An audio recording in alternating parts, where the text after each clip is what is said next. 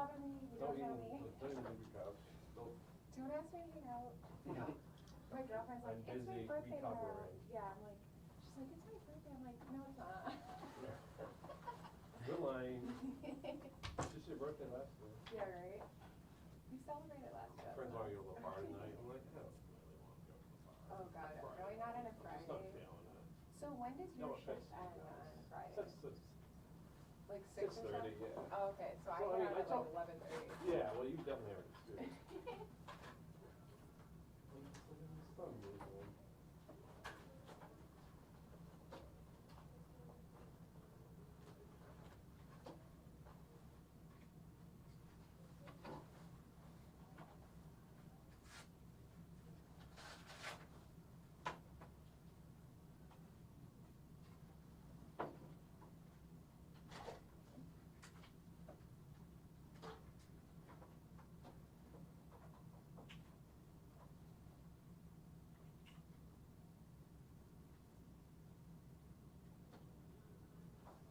Did you just join CATS the other day? I got a notification you were finally leaving. I would really on social media. Yeah, well, I good. tried not to Yeah, for smart. my mental health and also for Yeah. safety reasons. Oh, yeah.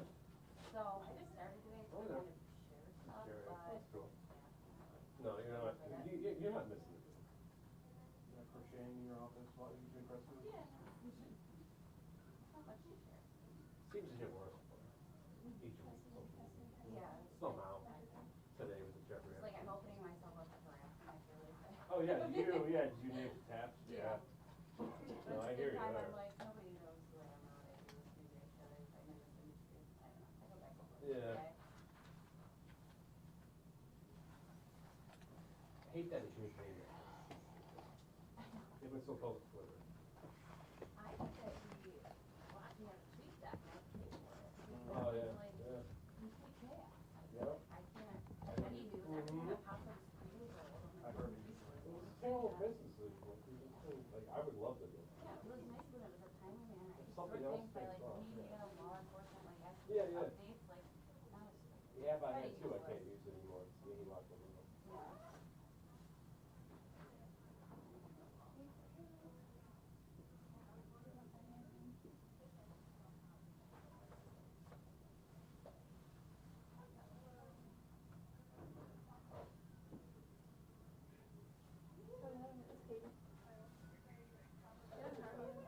So I'm at the presser with the DA. They need it to stream, so I just need a ENG and make sure you can see and hear. Okay.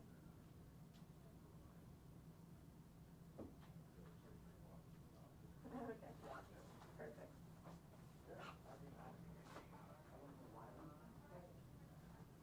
Do you need a mic check?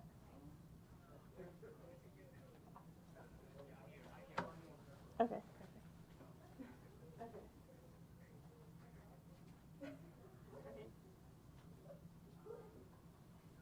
Alright, all good to go. That's supposed to start, yeah, 3:30. Alright, perfect, thank you so much. Alright, thanks. Bye.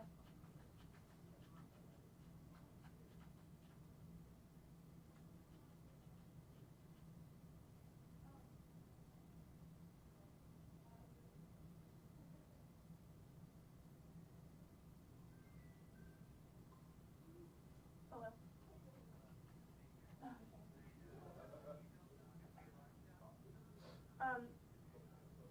No, just stream. No, I'm by myself.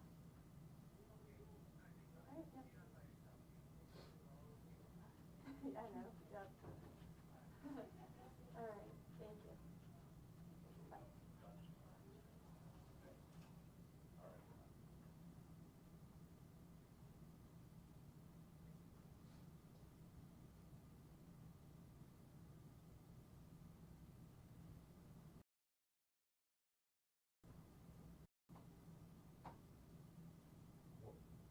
What's your usual shift? They have me bounced You all over around. the place? So that's Yeah, even if worse. Tony, Tony. So if Tony's out, I'm doing his second shift, so he's been out for 3 weeks. No, he's upset. On vacation. Oh, vacation? Yeah, he's living it up, so I've been doing his I work a mix of days and nights. Yeah. So like the next 2 weeks I'll work like 3 to 11:30, and then like 10:30 to 7. Okay. They just went live on our Zero, just a heads up, guys. Thank you.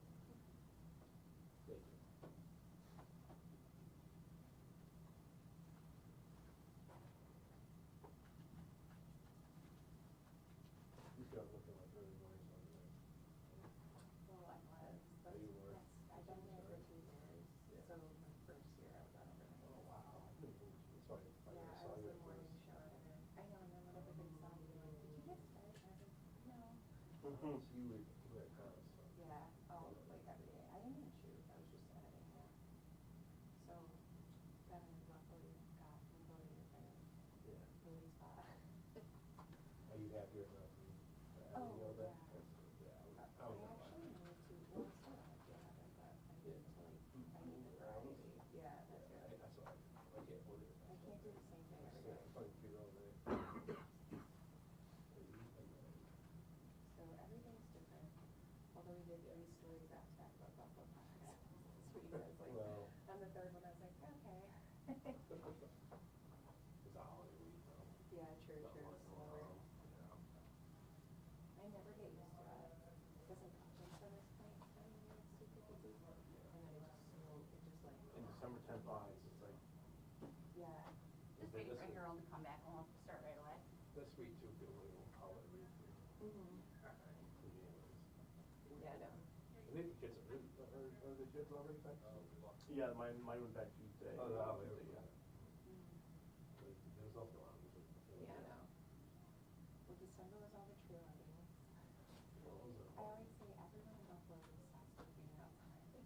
You told me that before. You're not wrong. I'm like, Just show how tough we are. yeah, yeah. Well, even until the press conference outside at like the end of December, I was like, Yeah. can we be inside at all? Thank you for reminding me about that. Yep. Sometimes they're not really loud, you know, on the properties. Yeah. Anyway, Luckily, during COVID, there was lots of that's true. yeah, that's Obvious true. reasons. I didn't work with you during COVID, but It was a weird time. I can imagine, honestly. And everyone just reported from their houses and it sounded, like they sort of did that during the blizzard. Yeah, we had to. So that was even kind of interesting too. They're like, Dude, what if we can work? This is somebody. Oh, yeah. He we were was live together, from his yeah. house. Yeah. I was at the Harbor Center Marriott for 6 days. I missed We it. did live You shots Spectrum? outdoor. I I'm missed for. the pandemic setup. Spectrum. Like, I had my news vehicle in the Zero at all times, and I just didn't go. Yeah. So I had to come back. All of us realized that. I tricked out my vehicle for like 18 months, it was great. I think that's what Tony got used to because like he was trying to come back. We're like, Tony, hurry up. Yeah. But honestly, it sounds kind of nice. Like, weeks out. So. How are you? Good, how are you? Good. Yeah, we're still hybrid actually. I still take a little year, so. Yeah, yeah. So you get to take the newspaper home? Yeah, see, that'd be nice. Cause in the morning, like, I live, I know it's far, you live by the stadium. I'm this way, that's Oh, fine. really? Yeah, Where? we're on Orchard Road. Okay. Where? By the old Flyers, they just demolished. Oh, yeah. Okay, yeah. I'm on Cali. Point of Oh, okay, that's super close. My mom lives on Belac, so she's closer. Did you, go to high school there? No, I went to Los Angeles. Okay. Oh. But I just grew up in Los Angeles, so. Yeah. Actually, well, yeah, I mean, I guess it's technically considered Los Angeles, but. to It's me, all kind of it's pretty mixes. I know. close, yeah, yeah. I like South Carolina, we get all this, it's not that bad. Well, my commute to work is. like Cheaper and the 15 traffic's minutes, better. I just get on like, Yeah. so quick, so. It's like, it's not 105 miles. Me too. I just take Route 5 and it's, usually. See, Route Varies in the 5, weather. with the tickets, I got it. Really? Oh, you must have that in your phone. But that was like I had back in that the day, problem. when I was commuting, I used to go to Kingston, so. So, yeah. If it was bad, then. Shh, it's here. All righty.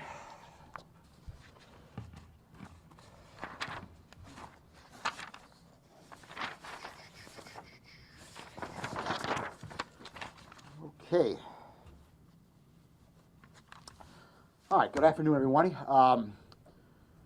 I'm here today to talk about a case that occurred back in 1995. This was, I'll start off by basically talking about the case a little bit, you know, what happened and what we know here about this matter. So, first of all, we're going back to May of 1995. On May 19th of 1995, a body was found, an 82-year-old woman who lived on Longmeadow Avenue in the town of Amherst, there in the Edwardsville area. About her body was found in an area between the kitchen and the dining room of her apartment. The apartment was basically a home, a single-family home that was converted into 4 apartments. There was a basement apartment, there was a first-floor apartment, there was a second-floor apartment, and there was an apartment in the attic. So there were 4 apartments that were in this one home, which was now a 4-bedroom, a 4-unit apartment area. The victim lived on the second floor, in the second-floor apartment. On the day before, on May 18th of 1995, the victim did not go to her usual places. She apparently went to her synagogue every day, and then she did not show up that morning on May 18th. She also has some other appointments that her family and friends knew about that she did not go to. So there was some concern on May 18th, going into the evening of May 18th and the early morning hours of May 19th, that something was amiss. Now, she had been talking about going to Florida at some point, so there were some people, again, family members and friends, who said, well, she may have already gone to Florida. We may not, know exactly when she's going to Florida, but let's go check it out. And so they went to her apartment, they being the attic tenant, the person who lived in the attic, and the victim's niece. The two of them went to her second-floor apartment at about noon on May 19th of 1995. They got into the apartment, and they found her body lying on the floor, like I said before, in the area between her kitchen and her dining room.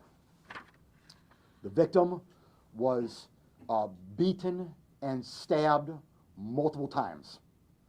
And as you can imagine, there was blood everywhere. There was also blood that was found in other areas of the apartment, including the victim's bedroom, where it appears that there was a robbery that took place as well.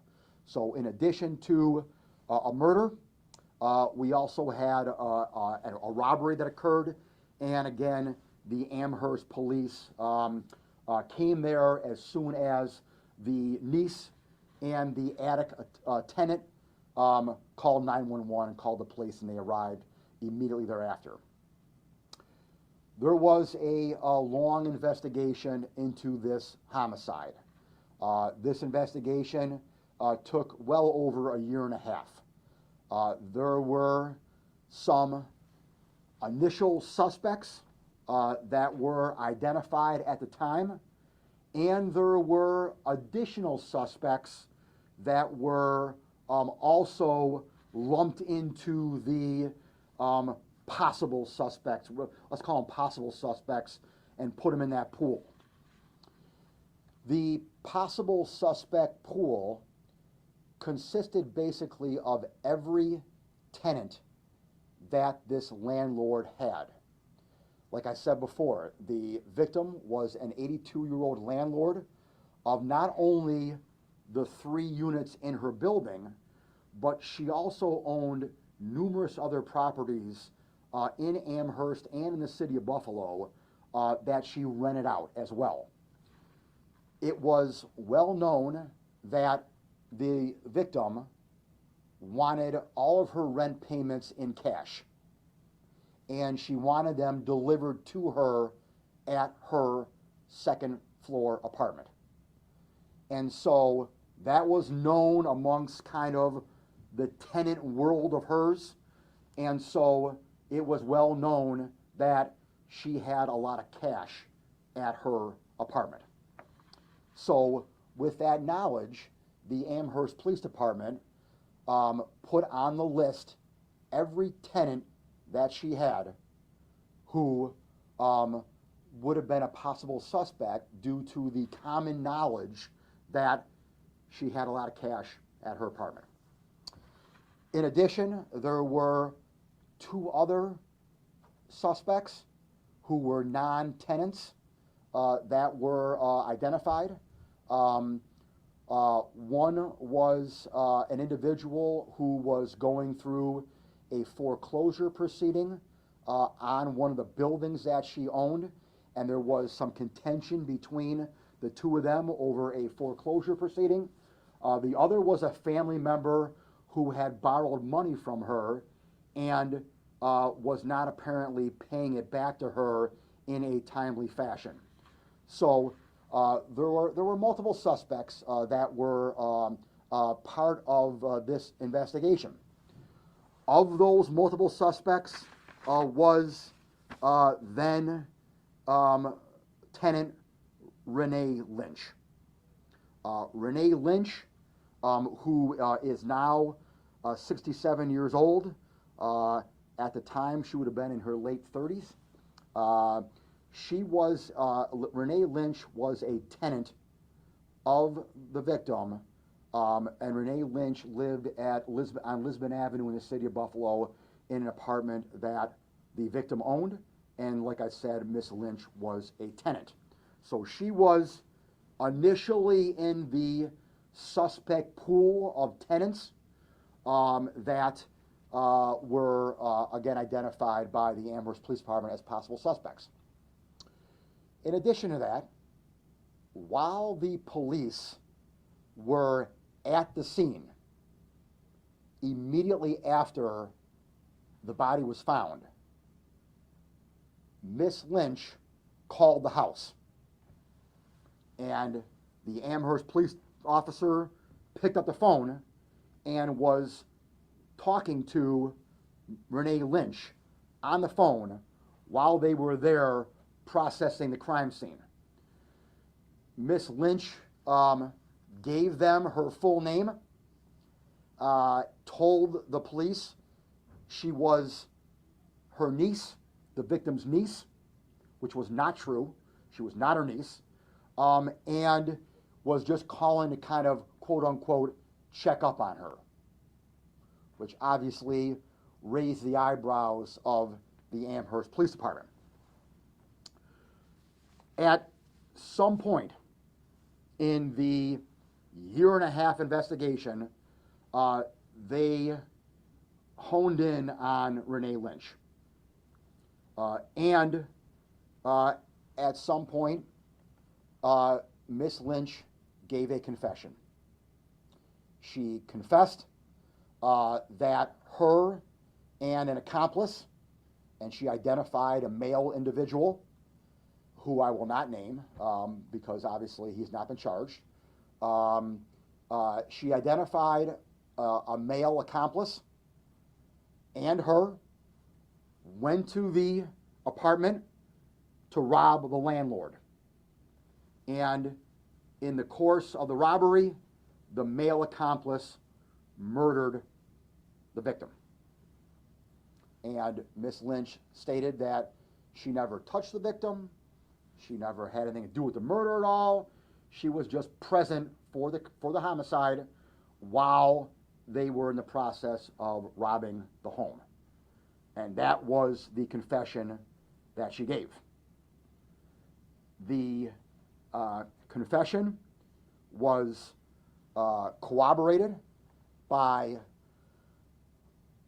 other individuals who she confessed to, specifically one other individual who was a jailhouse informant who she allegedly confessed to as well, that she did it, was part of this while they were in jail. That's pretty much all the evidence that they had. However, the district attorney at the time prosecuted the case and got a conviction on the murder and on the robbery. Like I said before, the male accomplice, there was never any other corroborating information or evidence against him, so they were unable to charge him at a time. And obviously today we are still unable to charge him because, again, there's no corroborating evidence, and now we are, like I said, we're here almost 30 years later. So this case first got on my radar after about a year I was in office. And in 2018, Miss Lynch's lawyers, at this time now, Miss Lynch was still in prison. She was found guilty. She was sentenced to 25 years to life, and she was in jail when I took office on January 1st, 2017. And when this case got on my radar in 2018, about a year after I was in office, she was still in jail. And her defense lawyers now, which is the Innocent Project in New York City, along with local counsel Terry Connors here, they made a motion to court. They wanted additional DNA testing done on materials in the home. And I opposed that motion because we were going to get nothing from any new DNA evidence. Miss Lynch, by her own confession, stated that she didn't touch anything. She came in the apartment, her accomplice did all the work, and she just stood there. So if you're just walking in the kitchen and you're standing there doing nothing, you're not touching anything, your DNA is not going to get on anything.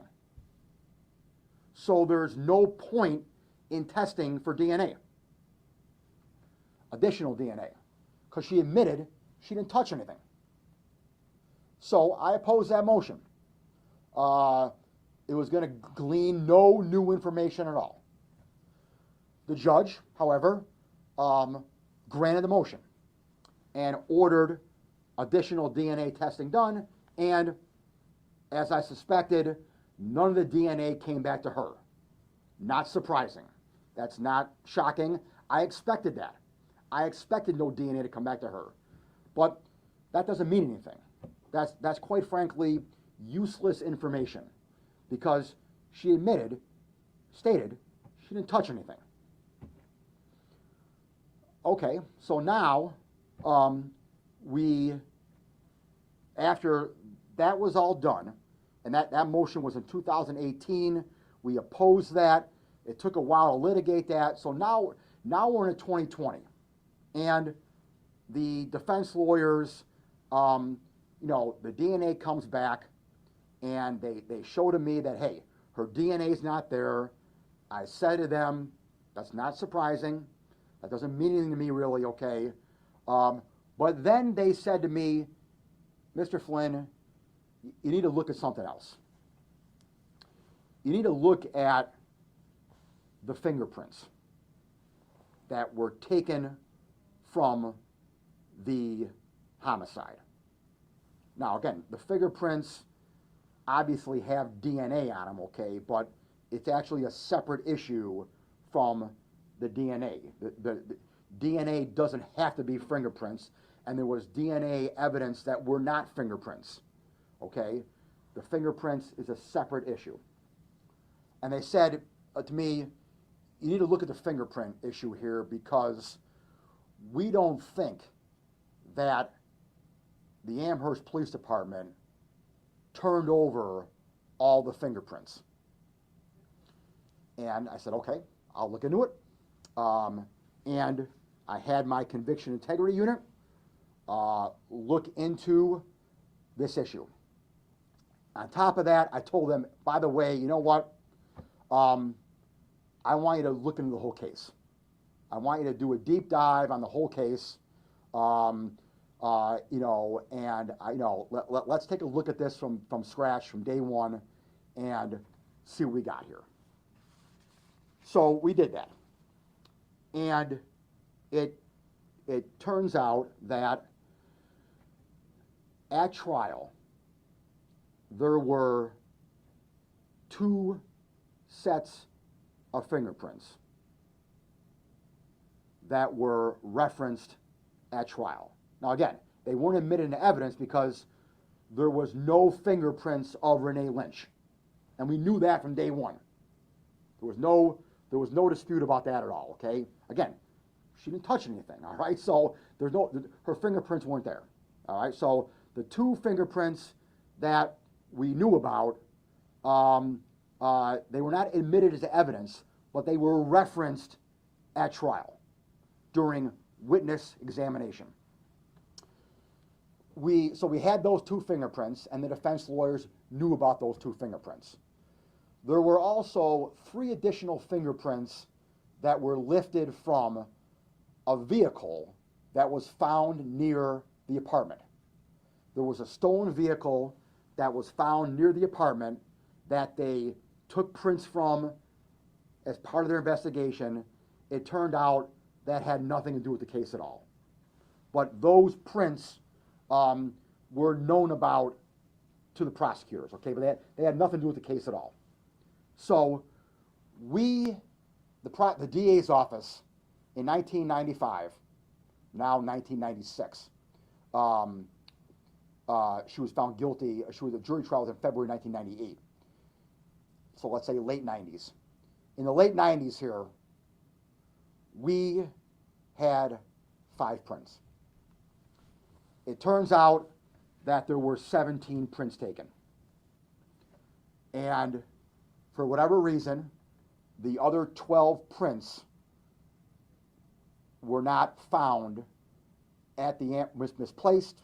I don't know what happened, okay? I'll be honest with you, all right? All I know is that 17 prints were taken. Only 5 were given to the DA's office, and the other 12 prints were not. That's a problem. And we uncovered that in our investigation. Even though none of those prints were from Miss Lynch, so the fact that they weren't her prints doesn't mean that she wasn't involved in this crime, okay? Because again, remember, she stated she didn't touch anything, all right? So again, the fact that she didn't show up on the prints, whether they were 17 or 5, is really, a non-issue here. What's at the issue here is that we, the prosecutors, didn't have 12 of those prints. And as such, we did not turn over to the defense 12 of those prints. In addition to that, there was testimony at trial from an officer that said that, take a step back. Of the 2 prints that we had, that we knew about, that we obviously turned over to the defense, those 2 prints were from an outside common area. They weren't from inside the apartment. One of the officers at trial testified that there were no usable prints found or lifted from inside the apartment. And that's simply not true. So there was incorrect testimony at trial, in addition to the 12 prints never being given to my office, not mine, but the prior DA at the time. So that's what we uncovered. That is technically a Brady violation because we, the prosecutors, are imputed with knowing about everything that law enforcement has.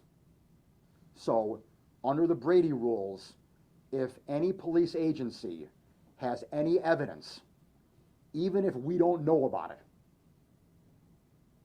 we are still responsible for not turning over that evidence.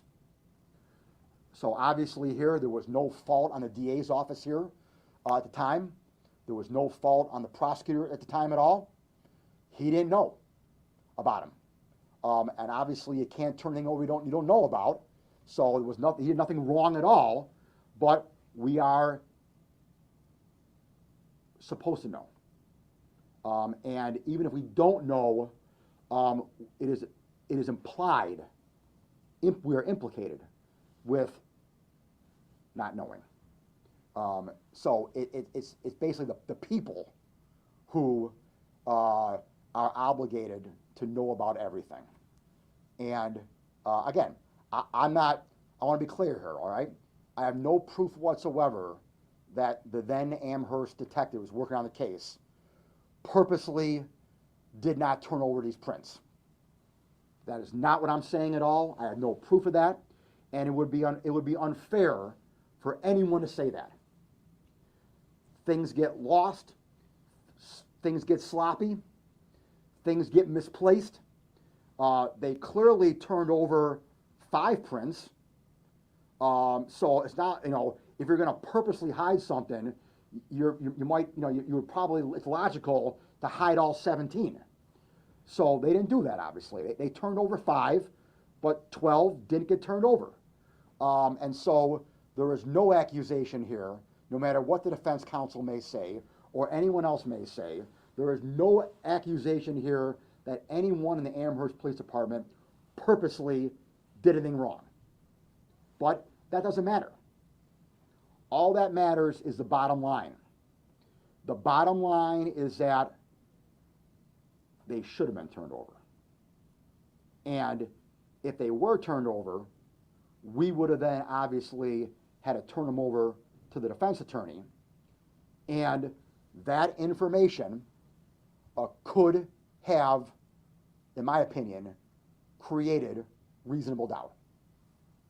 Especially when on top of that, you had incorrect testimony that there was no usable prints that were lifted from inside the apartment. And that's not true. There were a number of usable prints that were lifted from inside the apartment. So how this played out was the defense attorney made a motion.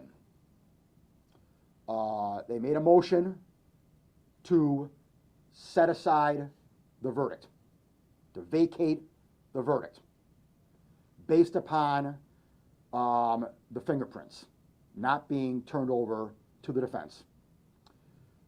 I did not oppose that motion.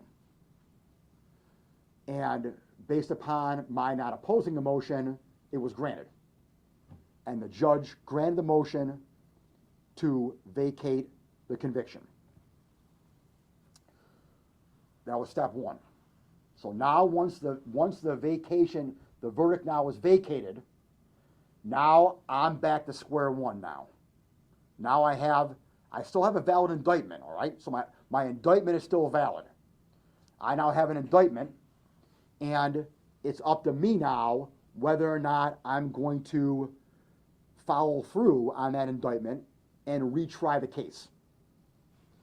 And due to the fact that we are almost 30 years later, most of my evidence is missing, or I can't even use.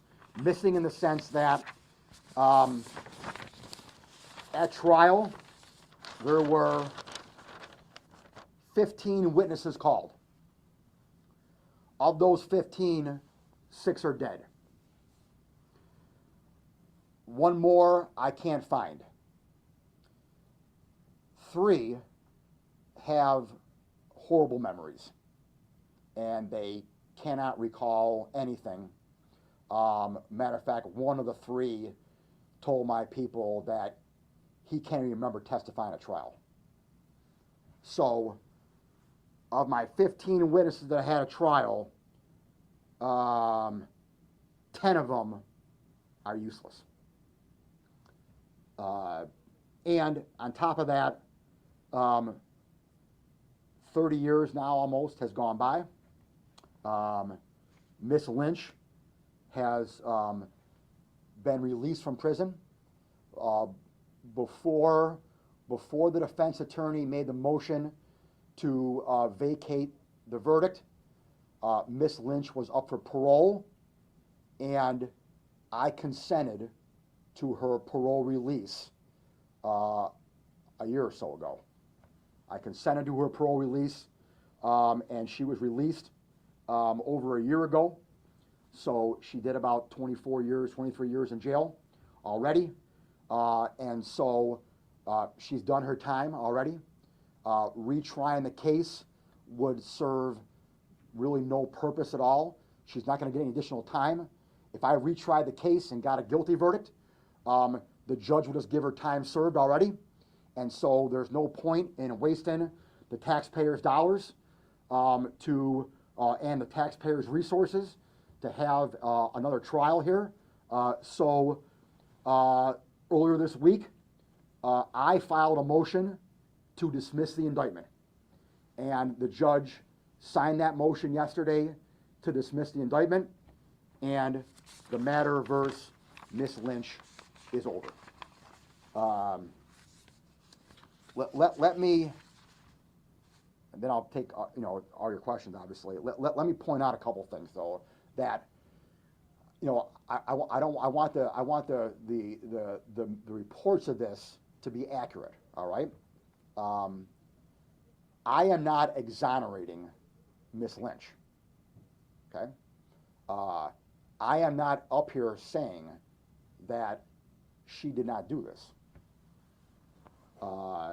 That is not what happened here, okay? I am saying that I do not have enough evidence to go forward 30 years later. And I am saying that it would be a waste of taxpayer dollars to go forward 30 years later. I did not oppose the motion to vacate the verdict because I recognize that it's problematic that all the fingerprints were not turned over. And I recognize that, and there's no way around that. That's a fact. The fact is there were 12 prints that were not turned over. And that's a given, and that's a problem. On top of the fact that one of the witnesses testified that there were no usable prints taken from the apartment, which was not true. And so that is why I did not oppose the motion to vacate, and it's logistical reasons that I'm not going forward with a new trial. So Ms. Lynch was not exonerated, okay? The defense lawyers, who did a great job here, okay? Mr. Connors is one of the finest attorneys, not only in Buffalo, but in the state of New York. The Innocence Project, they do good work. And I respect the job that they do. Even though I disagree with them on a lot of things, I respect their mission, I respect them as an institution, and I respect the job that they did here in this case. However, their portrayal of this matter through their press release is not entirely accurate. Obviously, I take issue with the word exonerated. The argument that the DNA, that the fingerprint evidence pointed to the real perpetrator is arguable. It's not definitive, okay? The perpetrator that they're talking about was another tenant in the apartment complex.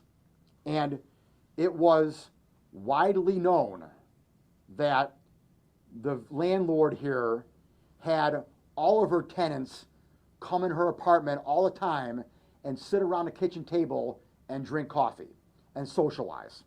So the fact that one, if not all of her tenants' fingerprints were found in her apartment is not surprising.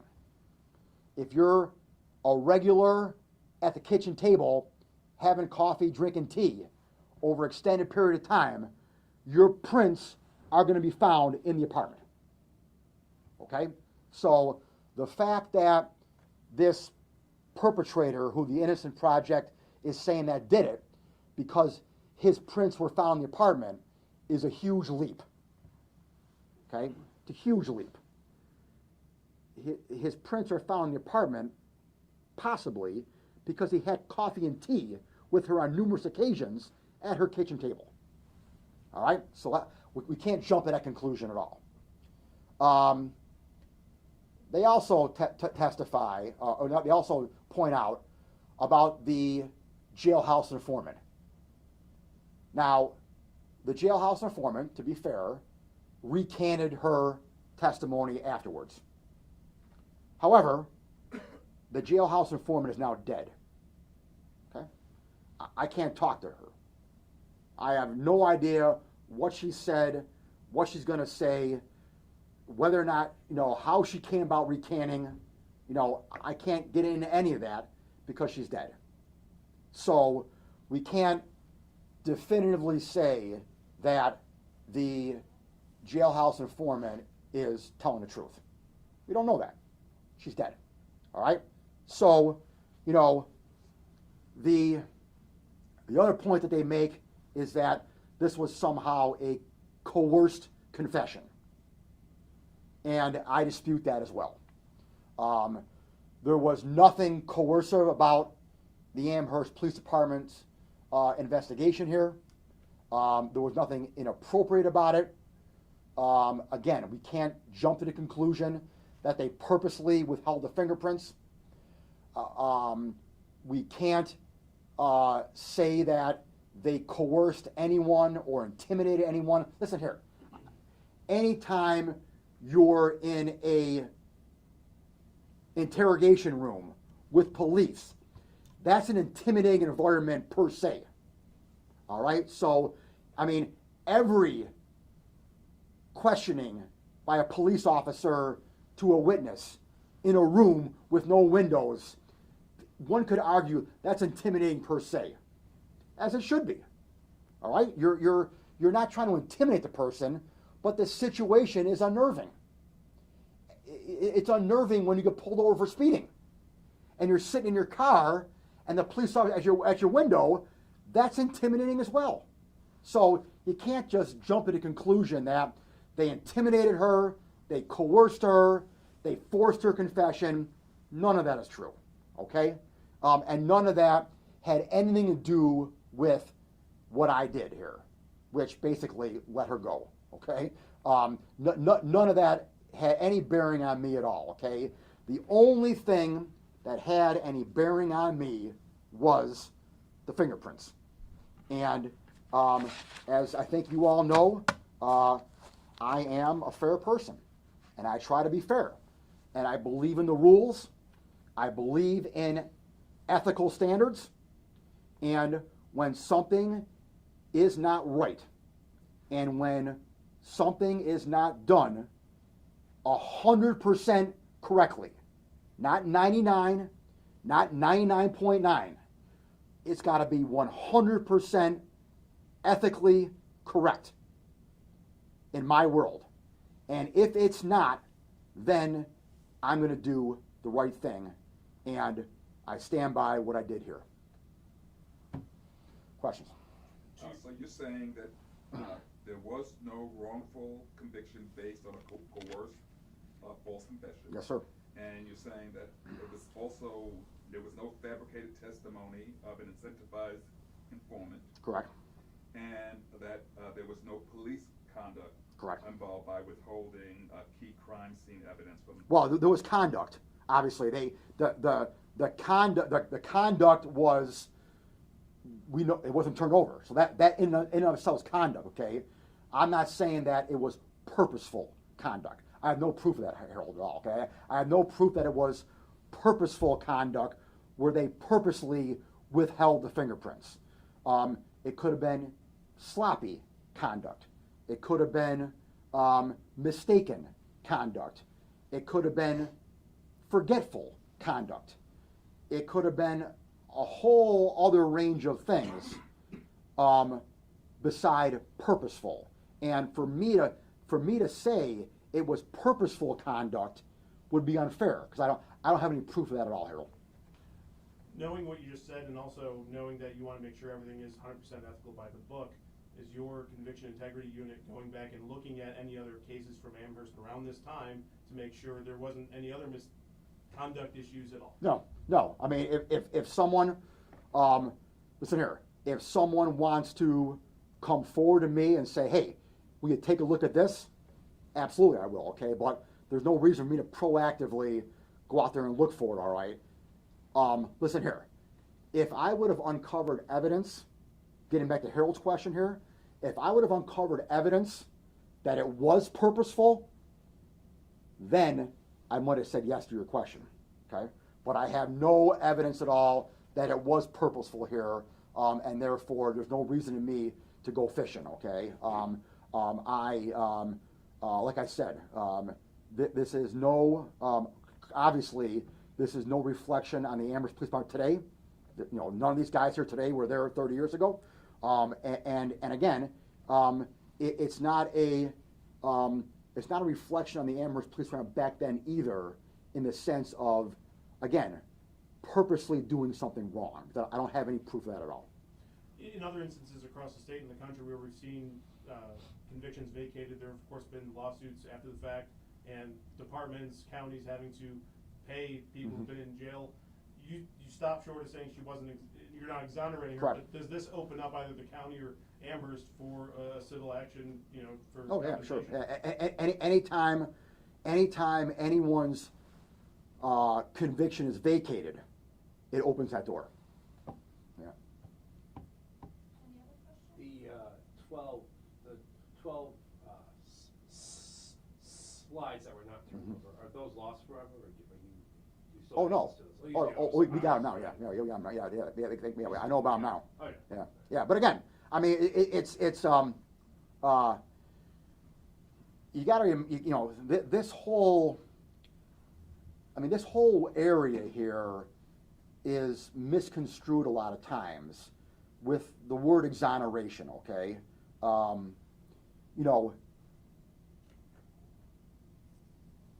just because an individual's DNA or fingerprints is not found at a crime scene doesn't mean they weren't there. People wear gloves, okay, all the time. All right, we have, there's been a big story about. There's been a lot of stories about another case that I'm opposing right now, which is the Pew Lorenzo case. All right, which is another exoneration case that I'm fighting. All right, that case and this case, just so you know, are night and day. There are many significant factors that are different in the Pew Lorenzo case than this case right here. And that's why I'm consenting to one and fighting the other one, okay? But one, again, I can't really talk about Pew Lorenzo because the appeal's ongoing, all right? But I'll give you one little tidbit, all right? One little tidbit in the Pew Lorenzo case is that Lorenzo admitted in his post-conviction confession he had gloves on, okay? So, again, if you're wearing, put that case aside, any crime, okay? I go in your car right now and I break into Spectrum's truck outside here, okay? and I steal your equipment out of your truck. I got gloves on, okay? Guess what? My DNA is not going to be in the car, all right? So there's going to be no DNA in me in the car. I got gloves on.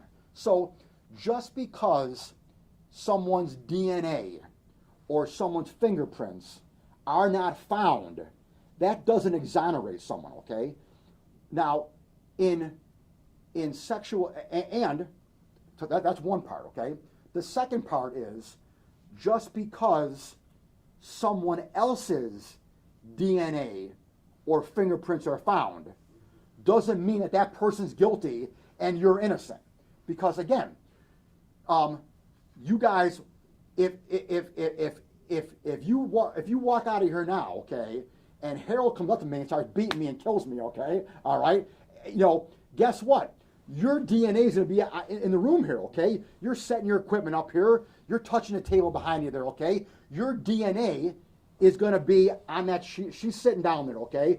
Your DNA is going to be on the chair, all right? So just because your DNA is found doesn't mean that you did it and Harold didn't, okay? It doesn't work that way. Where these stories get misconstrued and cases get out there that talk about this area in a blanket are in sexual assault cases. Because obviously, if someone is convicted of sexual assault and their DNA is not on certain body parts, private parts, and someone else's DNA is on body parts, that's a different story now, okay? Now, that person now can be exonerated, okay? Your DNA was not found on certain body parts. Joe Smith's DNA was on certain body parts, okay? And therefore, Joe Smith committed the sexual assault. That's different than what we have here, okay? And that's different. So those exoneration cases are truly exonerated, okay? But when that gets reported, okay, the exoneration word gets overused now, okay? And everyone now wants to use the word exonerated, but it doesn't apply in all cases because, like I said, just because her DNA wasn't found there, she didn't touch anything. And on top of that, even if her DNA was found there, to be fair to her, to be fair to Miss Lynch, even if her DNA was found there, that doesn't necessarily mean she did it. Anyway, she was a tenant. She came in there every month and gave her the rent money. So she could have come in, gave her the rent money, sat down and had a cup of coffee. Now her DNA is on the kitchen table. So, just because her DNA might have been found there, to be fair to her, doesn't mean she did it. So you got to be careful here when you're throwing around that word exoneration and you're talking about just not finding someone's DNA and fingerprints in general. That doesn't mean anything a lot of times, except obviously in unique cases like a sex offense, or you have a case where a murder weapon is used, say a tie or a cloth, whatever, to like gag someone or a rope to strangle someone, okay? And now you find someone's DNA now on the rope. That's not the one who was convicted. Now, those narrow instances, you can make a statement. This person did it. That person exonerated. Okay. This is not that case. Would you characterize this then as more of a vacated conviction by technicality versus innocence? Yes. That's a perfect phrase. So in terms of But to be fair though, I mean, yes. But let me put a yes comma. Okay. The technicality is problematic. Okay. The technicality is problematic. I'm not dismissing it as a mere technicality. All right. The fact that 12 prints were not turned over, I don't like. That's a problem. Okay. So it's a technicality with a capital T. What does that mean, though? It means that you have to turn the prints over, Harold. You have to You have to do that. And when I find out that it wasn't turned over, that raises my eyebrows to the sense that it creates a fairness issue here. All right, that she deserved and her lawyers deserved when they were trying this case back in 1998. They deserved to have all the evidence, and they did not have all the evidence. And to me, that is a fairness problem, Harold. And again, I'm here to make sure that fairness and justice are done. So in terms of pursuing justice Yep. for the survivors of Ms. Cecilski, does this mean that there's some kind of miscarriage of justice, that nobody's being held accountable? Well, you can say that there's a miscarriage of justice for any unsolved homicide, I guess. I wouldn't go that far. I would, for the family, who we've obviously notified them of what happened here beforehand. For the family of the victim here, this goes down as an unsolved homicide, which there are, unfortunately, Harold, since 1995, hundreds, if not thousands, of unsolved homicides, not only here but across the state and across the country. Any other questions? Okay, thank you. Thank you.